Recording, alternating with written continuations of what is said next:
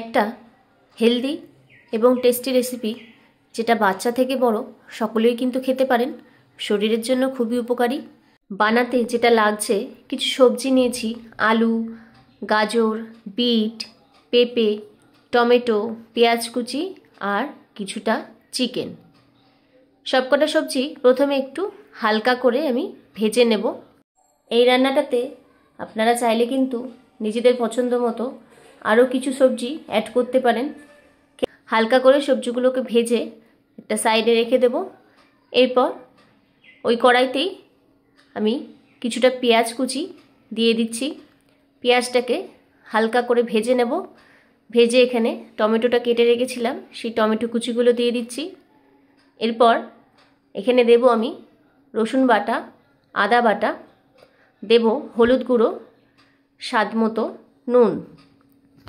যদি লঙ্কা খেতে চান আপনারা চেরা লঙ্কাও কিন্তু দিতে পারেন, তবে আমি যেহেতু বাচ্চার জন্য বানাচ্ছি তাই লঙ্কাটাকে অ্যাভয়েড করেছি। এরপর মশলাটাকে একটু ভালো মতো কষিয়ে নিতে হবে। কষানো হয়ে গেলে এর মধ্যে চিকেনটাকে দিয়ে দিচ্ছি। চিকেনে আপনাদের যেমন পিস পছন্দ আপনারা সেই রকম দিতে পারেন। চিকেনের সাথে এবার মশলাটাকে একটু ভালো করে কষিয়ে নিতে হবে।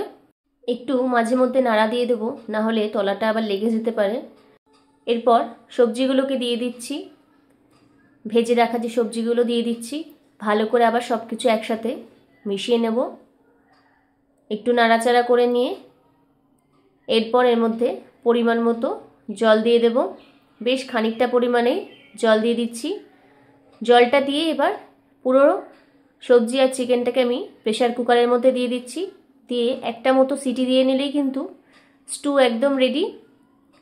নামানোর পর একটু গোলমরিচ গুঁড়ো দিয়ে দেবো আর সামান্য বিট নুন দিয়ে একটু মিলিয়ে নিলেই কিন্তু চিকেন স্টু একদম রেডি। আমাদের হেলদি অ্যান্ড টেস্টি রেসিপি। মাঝে মধ্যে এরকম হেলদি রেসিপি হলে কিন্তু ভালোই হয়। বাচ্চাদের জন্য কিন্তু এটা খুবই উপকারী, আর বড়দেরও কিন্তু খুব ভালো লাগবে খেতে। বানিয়ে খান আপনারা বাড়িতে সকলেই। আর ভালো লাগলে রেসিপিটি অবশ্যই লাইক, শেয়ার এবং সাবস্ক্রাইব করে যাবেন চ্যানেলটিকে। নমস্কার।